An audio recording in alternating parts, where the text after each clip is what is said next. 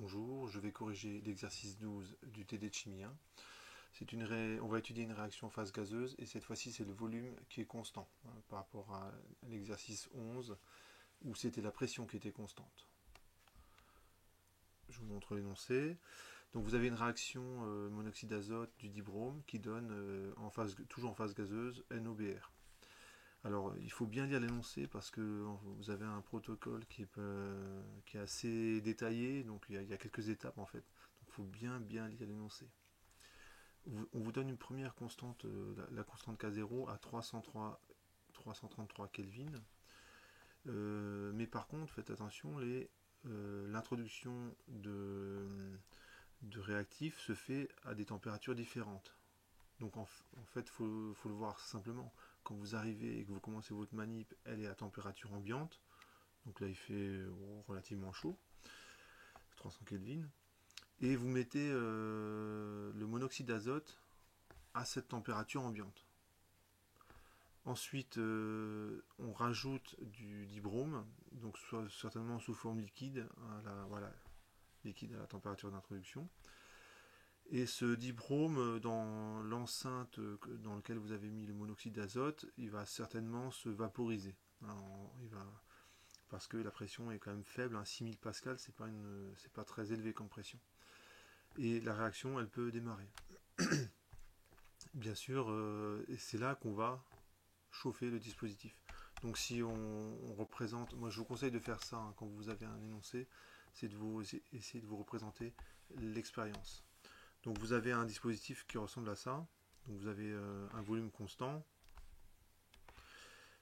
Et dans cette enceinte, vous commencez par faire le vide. Ça veut dire que quelque part, vous avez un système comme ça. Là, vous avez une sorte de vanne. Et ici, vous avez, je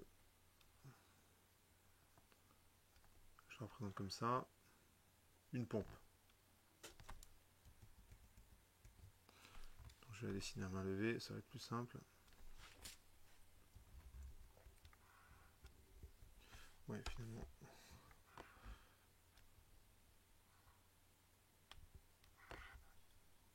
Voilà, donc là, ce que je représente, c'est une pompe.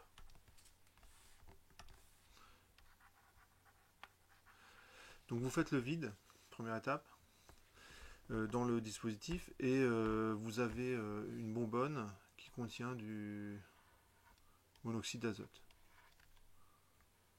Donc là aussi, vous avez une vanne, donc ce truc-là, qui a une sorte de patate, là, c'est une bouteille de monoxyde d'azote. Je vais quand même essayer de mieux la représenter.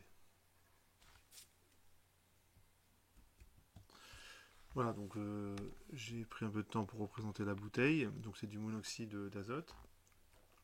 Et une fois que vous avez fait le vide, donc première étape, allez, on peut rédiger un protocole.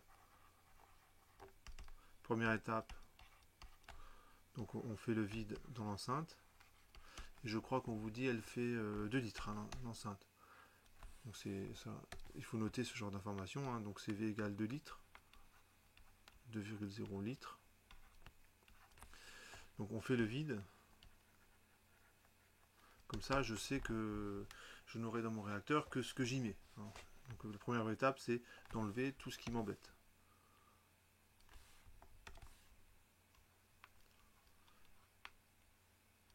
Ensuite, deuxième étape, on introduit à température ambiante. Donc là, c'est marqué dans l'énoncé 300 Kelvin. On introduit à température ambiante. Température ambiante. Donc T égale 300 Kelvin. Le NO jusqu'à une pression de 6000 pascal. Jusqu'à une pression de 6000 pascal. Ça veut dire que vous avez quelque part un système pour mesurer la pression. Donc vous avez une sonde, alors moi je vais le représenter de la manière suivante. Je mets un petit... moi j'imagine que c'est pas... c'est pas comme ça que c'est fait, hein. Ça doit être un dispositif, une sonde qui est connectée électriquement et qui vous donne la pression. Vous avez certainement un thermomètre également, donc je le représente à côté, comme ceci, hein. Donc là aussi le thermomètre, bon, on va dire date un petit peu, donc c'est gradué. Comme ça, je sais à quelle température il fait. Et ensuite, je vais introduire, troisième étape, c'est on introduit le dibrome.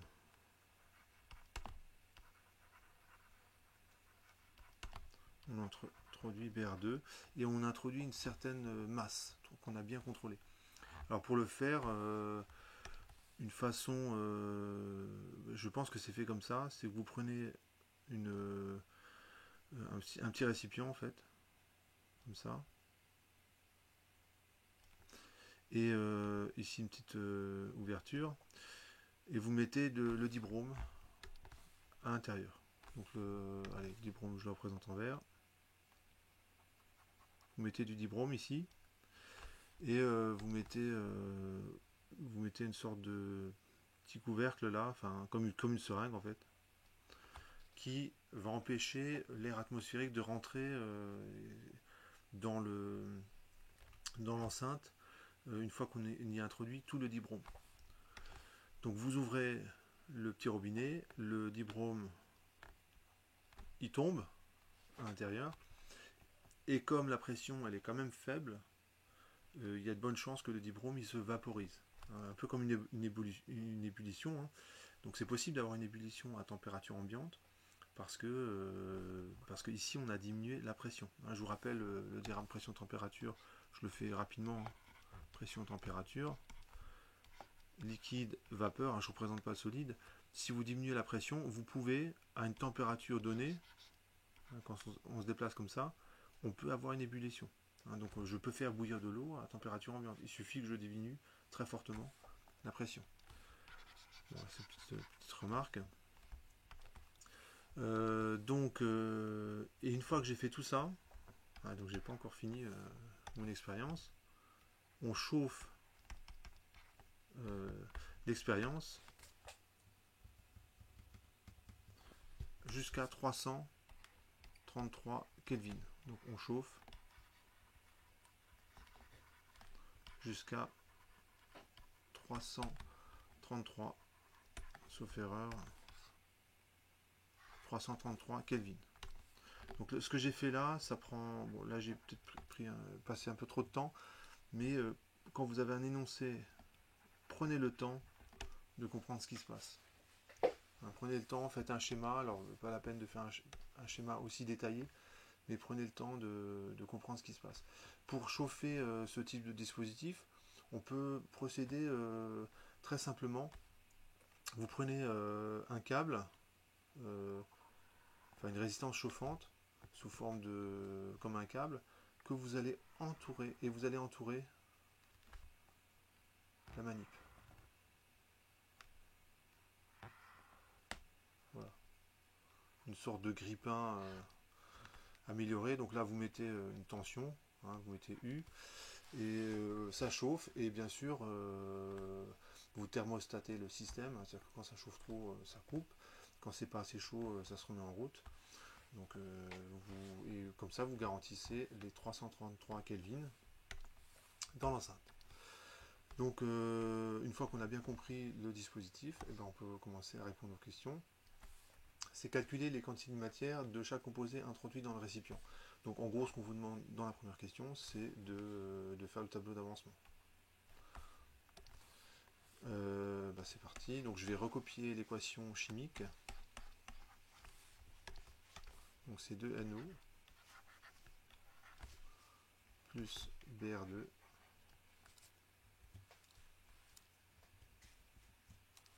2NO plus BR2, ça donne 2NOBR. Et toutes les espèces impliquées sont gazeuses. Donc ça, c'est bien de préciser l'état de chaque constituant de l'équation bilan. Ça c'est important puisque l'activité chimique, son expression en dépend. Donc, je fais le tableau d'avancement. Alors ici, on travaille en mol. L'état initial, l'état final. Donc voilà, je prépare le terrain. Dans un exercice de chimie, hein, vous pouvez toujours, avant même de lire les questions, en fait, représenter le tableau d'avancement.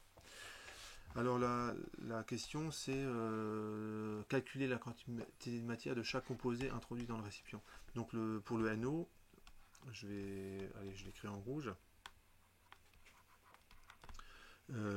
On va utiliser la loi des gaz parfaits. On utilise la loi des gaz parfaits.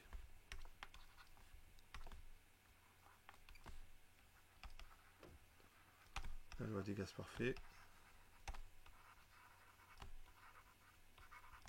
Donc j'utilise pression de NO fois le volume du récipient, c'est la quantité de NO fois RT. Alors j'en déduis, enfin, ce qui m'intéresse, c'est la quantité de NO, donc c'est pression partielle de NO fois le volume sur R fois T. Je détaille l'application numérique parce qu'il ne faut pas se tromper dans les unités. Le volume c'est 2 litres, donc c'est 0,002 mètres cubes. Il faut que le volume soit en mètres cubes. R c'est 8,314. Donc je vous rappellerai toujours l'unité de R. Alors ce que vous pouvez retenir, enfin, en fait 314 bah, c'est comme pi, et quand vous faites la somme de 4 plus 1 plus 3 ça fait 8. Donc bon, c'est une manière de retenir sa valeur. Sinon je vous la donnerai à chaque fois de toute façon. Et l'introduction du NO se fait à 300 Kelvin, donc ça c'est important.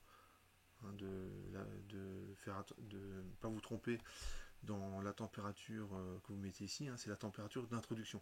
Il est évident que lorsqu'on va chauffer, la pression va forcément augmenter, hein, puisque PV égale nRT. Mais moi, ce qui m'intéresse, c'est la quantité de matière. Donc on peut faire l'application numérique. Je trouve 0,048 mol. Donc je le mets ici, 0,048. Je vérifie juste que oui, l'enregistrement a bien repris. Je m'intéresse maintenant à la quantité de dibrome. Donc c'est N de Br2.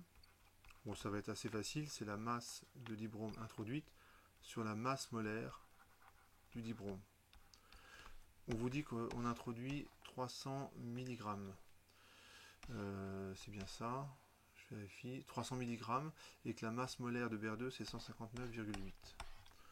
Donc au niveau de l'application numérique, ça fait 0, je vais prendre une nouvelle page.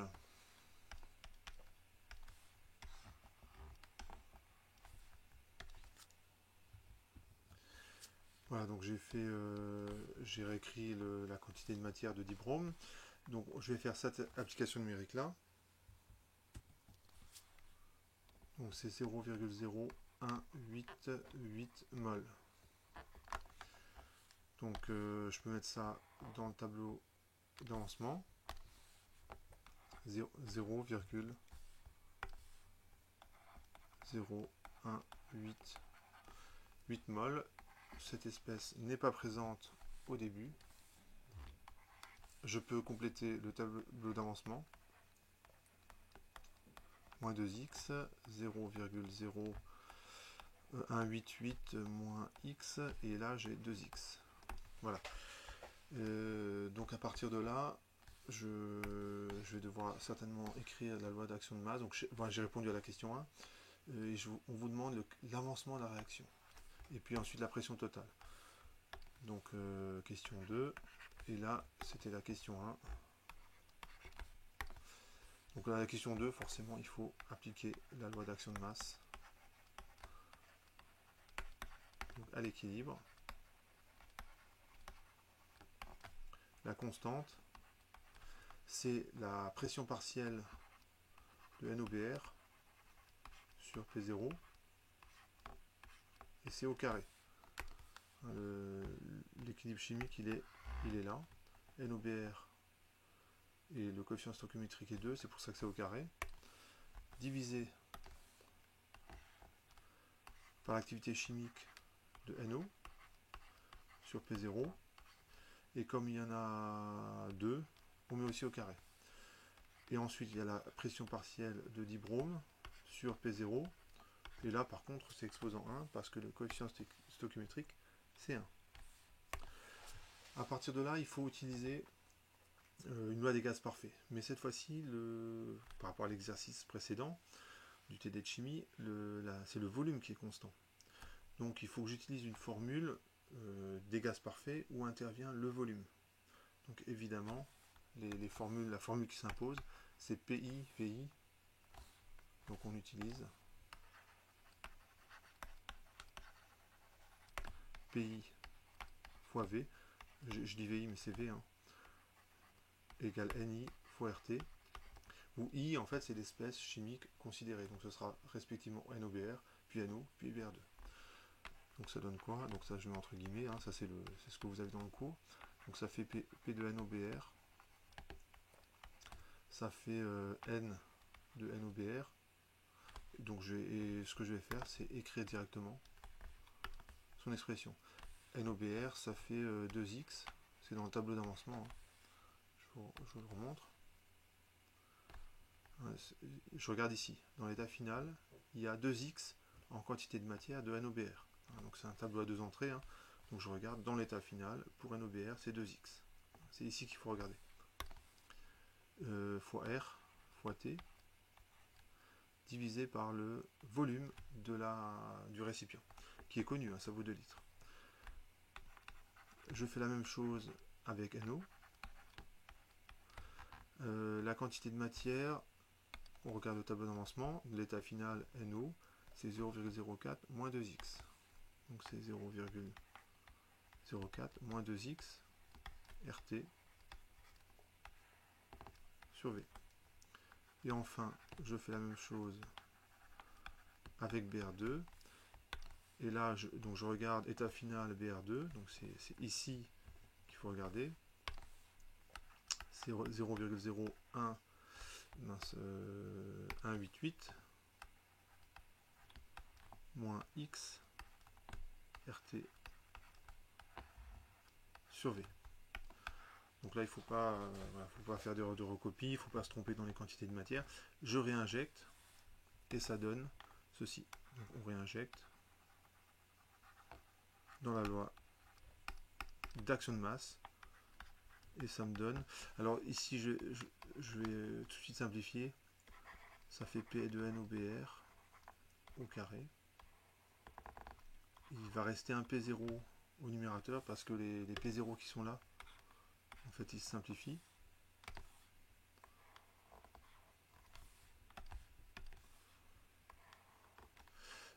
P de NO au carré, P de BR2. Comme ça, on a la simplification. Ça donne quoi? P de NOBR, donc ça fait 2x RT sur V au carré fois P0 sur P de NO, donc c'est 0,04 moins 2x RT sur V au carré. Et enfin, P de BR2, c'est 0,0188 moins X sur V fois RT.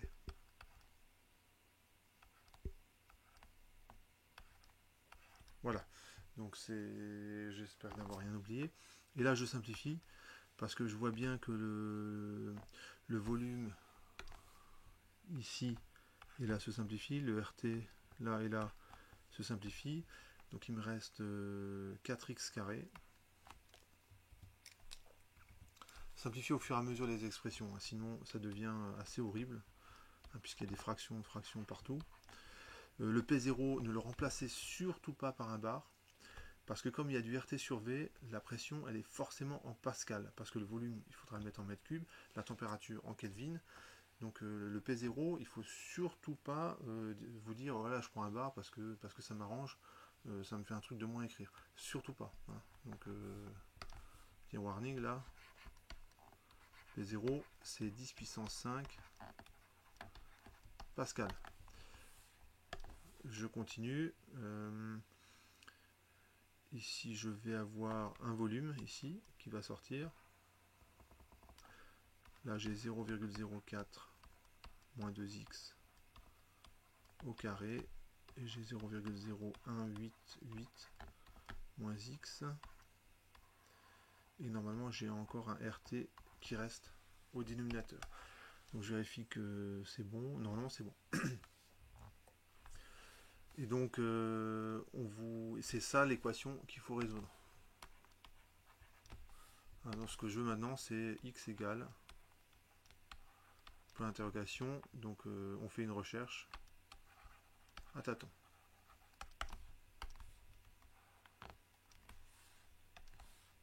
On fait une recherche à tâtons, c'est suggéré par l'énoncé. Hein. On vous donne à peu près la valeur de x. On vous demande juste un chiffre après la virgule supplémentaire. Donc ce que je vais faire c'est x.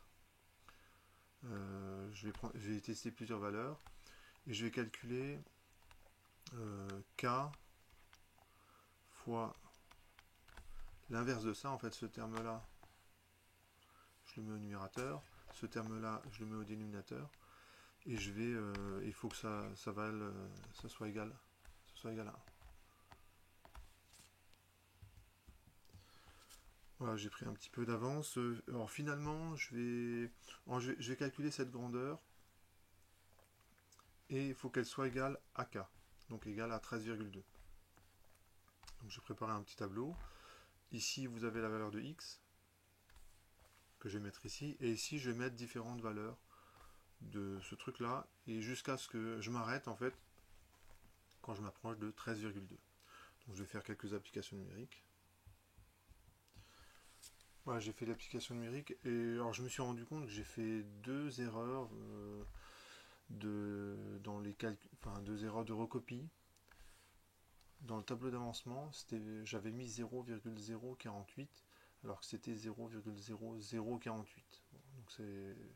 Bon, du coup j'ai tout corrigé et j'ai fait la même erreur pour le dibrome. Donc il manquait un 0. Alors je m'explique pas cette erreur. Bon, en tout cas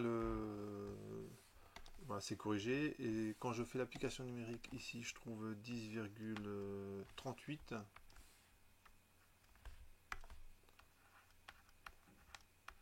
et quand je prends 0,75 fois 10-3 ben en fait je tombe sur 13,20 donc c'est pas mal quoi comme, puisque la bonne valeur c'est 13,2 donc le x à l'équilibre à tout est vraiment très proche de cette valeur. Ce truc là c'est quasiment égal avec cet équilibre. Donc finalement j'ai la valeur, donc c'est 0,00075 mol.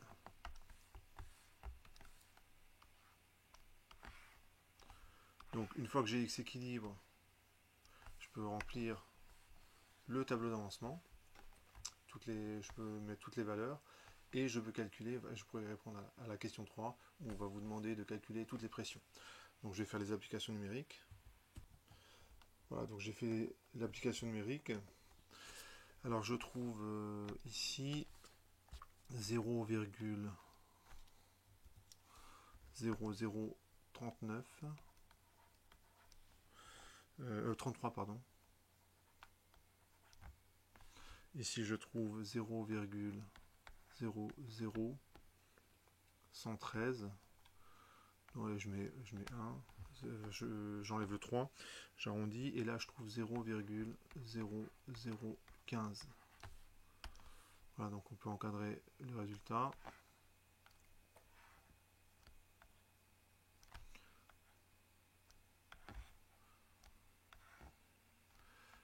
Voilà, on le met ainsi en valeur.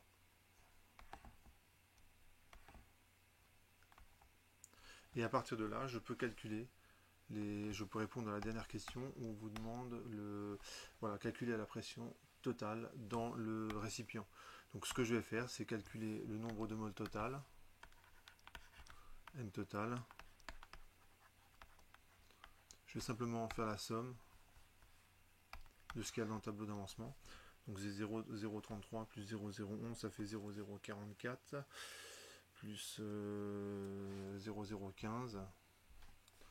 Donc si on détaille un petit peu le calcul, donc ça fait 0,0033 plus 0,0011 plus 0,0015. Je vérifie que je ne me suis pas trompé. Ouais. Et ça fait en nombre de moles total, ça fait 44, 54, 50, 0,0059 moles. Donc je peux calculer la pression totale. C'est le nombre total de moles fois R fois T sur le volume.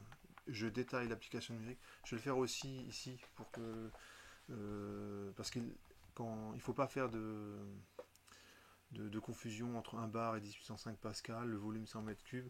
Donc pour ça je vais détailler l'application numérique.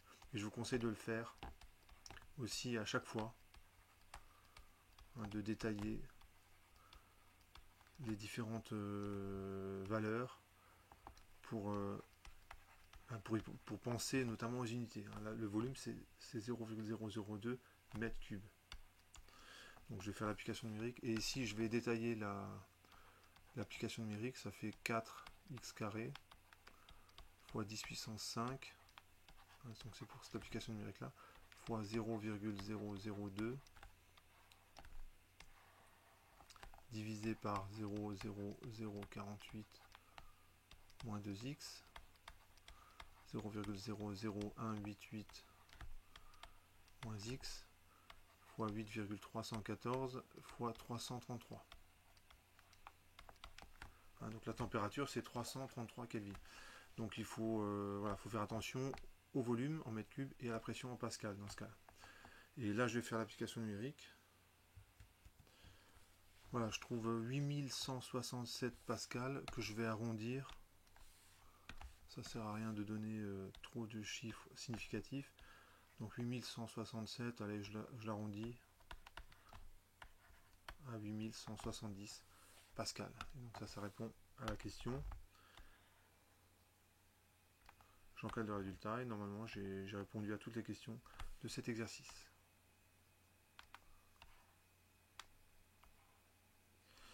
Voilà, à bientôt.